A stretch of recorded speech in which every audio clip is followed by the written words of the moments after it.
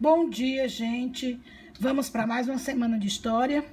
Hoje nós vamos ver o capítulo 10, que fala sobre a Guerra Fria. Então, a Segunda Guerra Mundial destruiu a ordem internacional existente até então.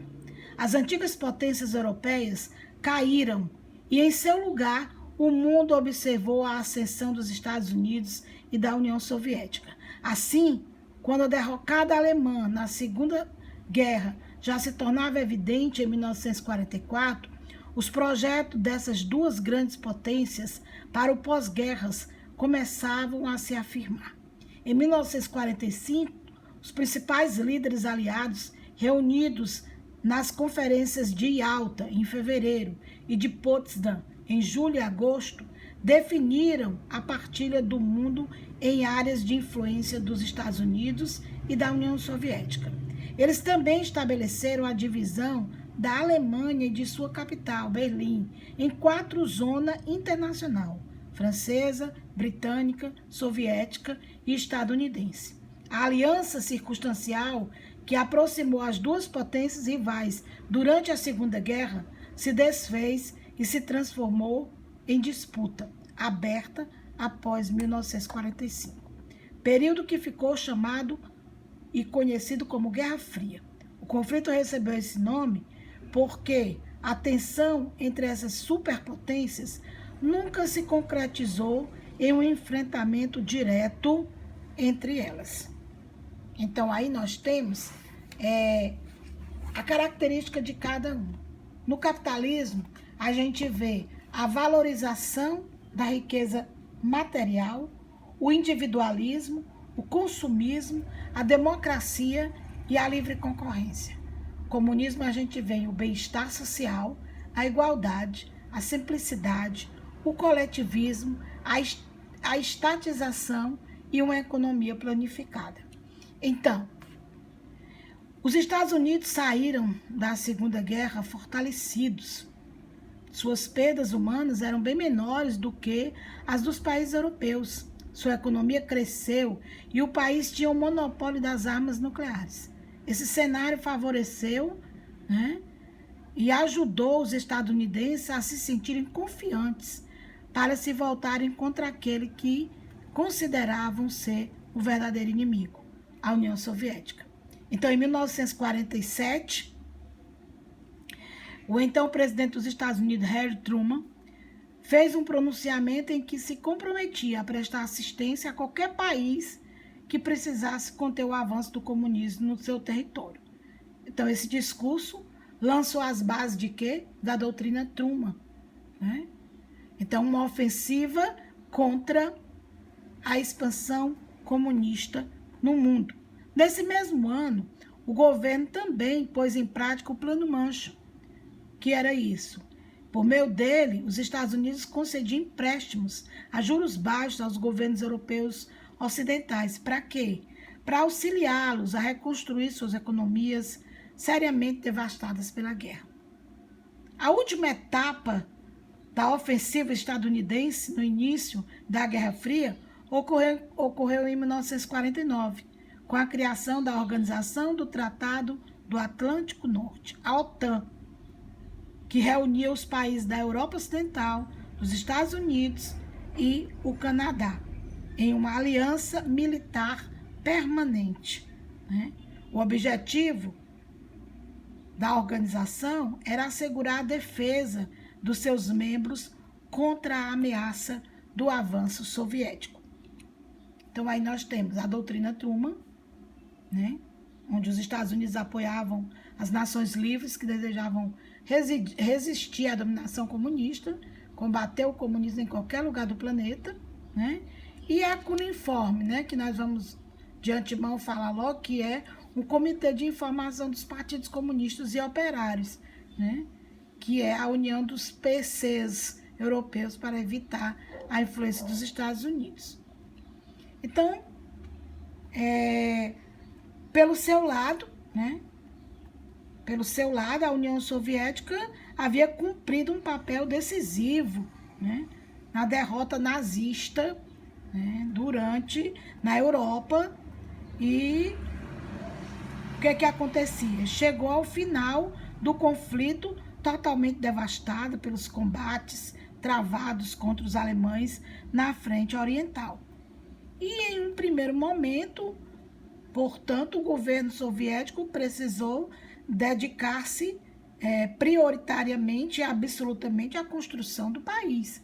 Então, quer dizer, se a União Soviética chegou devastada pelos combates travados contra os alemães, né, cumprindo assim o papel decisivo na derrota deles na Europa, é claro que a prioridade absoluta era reconstruir o país, no primeiro momento, né?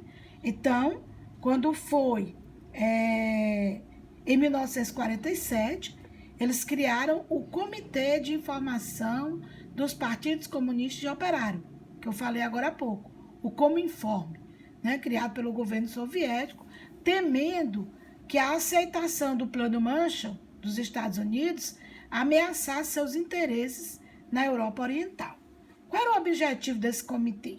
Coordenar e controlar ideologicamente as ações dos partidos comunistas na Europa Oriental. Então, aí nós temos o Plano Marshall, né, 1947, que era aquele plano que nós vimos, que auxiliava os países europeus, ocidentais, e reduziria possivelmente a influência soviética. E o Comecon é um conselho para assistência econômica mútua, que era a versão soviética do Plano Marshall. Quer dizer, toda vida que os Estados Unidos criavam um comitê, um plano, os soviéticos também faziam a sua parte. Aí vem a divisão da Alemanha, da República Democrática Alemã, né, que ficava no Oriente. Então, a República Democrática da Alemanha Oriental, a República Federal da Alemanha Ocidental. E Berlim se torna o principal alvo desses investimentos norte-americanos e obtém um grande desenvolvimento. Então, em 1961, para conter a migração do oriental e do ocidental, os comunistas constroem esse muro que vocês estão vendo aí, dividindo a cidade. Então, Berlim Ocidental, Estados Unidos, Grã-Bretanha e França unificaram as 3 zonas de ocupação deles, né, que era uma zona comum, em uma zona econômica e única. Por quê? Porque a divisão da Alemanha, da sua capital, em 4 zonas internacionais definidas na Conferência de Alta, criou uma situação singular. Uma parte de Berlim ficava na região da Alemanha, controlada pelos soviéticos, enquanto os setores da cidade, monitorados pelas potências capitalistas, ficaram isolados, ligados ao resto do território, sob o comando das potências capitalistas, né, apenas por uma estrada e uma via férrea. Então, em junho de 1948, os Estados Unidos, a Grã-Bretanha e a França se uniram, né, e anunciaram o desejo de reforçar a integração alemã à Europa Ocidental. E aí unificaram as 3 zonas de ocupação e uma zona econômica e única, organizando assim Berlim Ocidental. O que a União Soviética fez? Temendo a ameaça de uma Berlim capitalista e unificada na zona de ocupação soviética, bloqueou as 2 vias de comunicação entre Berlim e a Alemanha Ocidental, impedindo a circulação de bens, de alimentos da população. Como resposta, os Estados Unidos estabeleceram uma ponte aérea, né? Uma ponte aérea que uma ponte aérea que dava acesso entre a cidade de Frankfurt e o aeroporto de Berlim Ocidental. Quer dizer, essa ponte aérea era uma ponte contínua, né, com voos entre Frankfurt e o aeroporto de Berlim Ocidental. Então, isso fez com que ela conseguisse abastecer por quase um ano a população de cerca de 2 milhões de habitantes. Quando foi em maio de 1949, considerando que o bloqueio não tinha surtido efeito, o governo soviético suspendeu o bloqueio. Em setembro desse mesmo ano, foi criado a República Federal da Alemanha, a RFA, um governo alinhado às potências capitalistas com uma capital em Bonn. No mês seguinte, né, do lado soviético, foi criada a República Democrática Alemã, a RDA, de orientação socialista, no lado soviético, com capital em Berlim Oriental. E assim, em um espaço de curtíssimo tempo, a Alemanha deixou de ser um só país.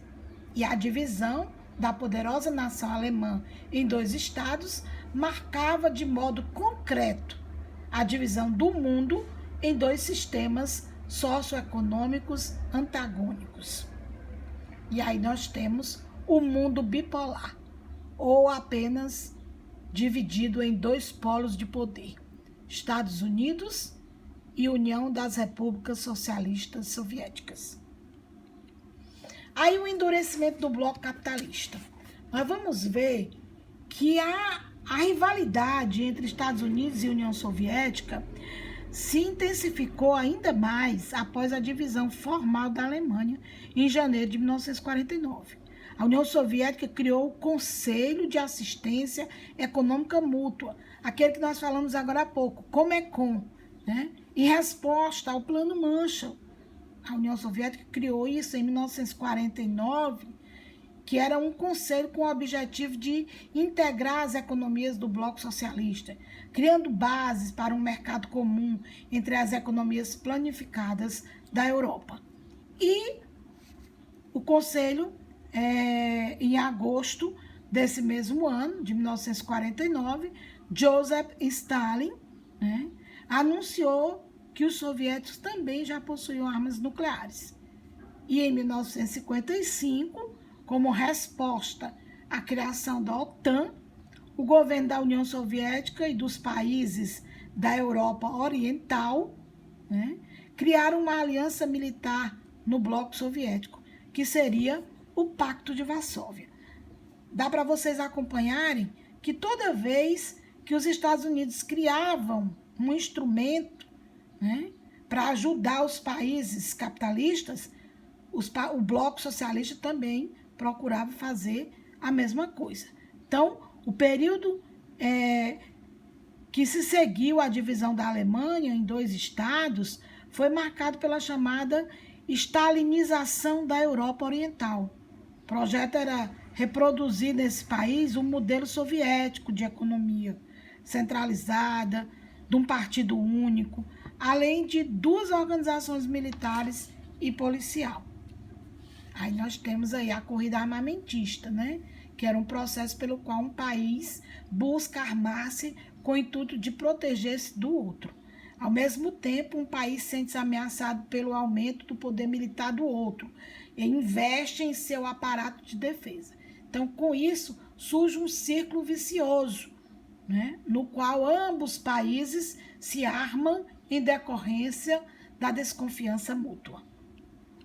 E aí, em 1949, eles criaram a OTAN, Estados Unidos, né? Organização do Tratado Atlântico Norte, uma aliança militar entre os países capitalistas, né? Estados Unidos, Canadá, Inglaterra, França, Bélgica, Holanda, Luxemburgo, Dinamarca, Noruega, Finlândia, Portugal, Itália, né? Grécia, Turquia e Alemanha Ocidental posteriormente. E o Pacto de Varsóvia, essa aliança militar em 1955, que os soviéticos criaram para os países do leste europeu, que aí tinha a União das Repúblicas Socialistas Soviéticas, Albânia, Alemanha Oriental, Bulgária, Hungria, Tchecoslováquia, Polônia e România, Cuba e Montenegro posteriormente. Aí vem o Muro de Berlim, né? Como a gente já sabe, foi criado para separar Berlim Oriental de Berlim Ocidental, né? A gente viu aí que na década de 50 passou-se um processo de crescimento econômico e isso fez que em agosto de 1961, visando conter esse afluxo de pessoas que deixava Berlim Oriental, que era um governo da Alemanha Oriental, construíram um muro, né, separando fisicamente as duas partes da cidade, chamada Muro de Berlim ou Muro da Vergonha. E a histeria anticomunista? Bom, nos Estados Unidos, na década de 1950, a campanha anticomunista atingiu seu auge no país, com discursos proferidos pelo senador Joseph McCarthy. As caças bruxas, como eles dizem, era o período em que se consistiu um verdadeiro processo de perseguição aos comunistas, né? Que ficou conhecido como macartismo. Então, quem eram os perseguidos? Eram muitos cidadãos, por serem suspeitos de serem socialistas, comunistas, ou mesmo os liberais críticos à política dos Estados Unidos. Então, eles foram presos, demitidos, proibidos de trabalhar. E alguns interrogatórios eram transmitidos pela televisão para que todo o país assistisse. Então, aí, né, em 1950, esse caça às bruxas, o senador Joseph Eugene McCarthy perseguia nos Estados Unidos os artistas, os intelectuais, os funcionários de setores do governo que eram suspeitos de ligações com comunistas. Foi uma histeria anticomunista, como a gente pode falar. Então, a Guerra Fria e a ciência, para a gente ver que não era só uma corrida armamentista, né? Não era só instrumentos de proteção. Os Estados Unidos e a União Soviética disputavam poder tanto em armas quanto em tecnologia diversificada. E como exemplo disso, nós temos foguetes. Enquanto o país fabricava um foguete para chegar à Lua, o outro preparava outro foguete melhor para levar o homem à Lua. E os principais fatos, na realidade, foi: em 1957, a União Soviética lançou o primeiro satélite artificial no espaço, a Sputnik, né? Primeiro ser vivo foi dentro, a cachorrinha Laika. Em 1958, foi a vez dos Estados Unidos, Explorer primeiro. Em 1961, a União Soviética leva o primeiro homem ao espaço, Yuri Gagarin. Em 1969, os Estados Unidos chega com o homem à Lua, na Apollo 11, Neil Armstrong, né? Então, a Guerra Fria, na verdade, né, era uma disputa, né? Eles disputavam, né, as suas invenções, né, mostrando do que eles eram capazes de produzir. Aí nós temos a imagem dos soviéticos e dos americanos, né? Nós temos aí a cachorrinha Laika, Yuri Gagarin, Neil Armstrong, né? E a chegada da Apollo 11 na Lua. Então, obrigada, né? Lava a ONU lava mais branco, a roupa suja da humanidade, só não te livra do tanque de guerra. Então, vamos ter cuidado e vamos às nossas atividades. Obrigada.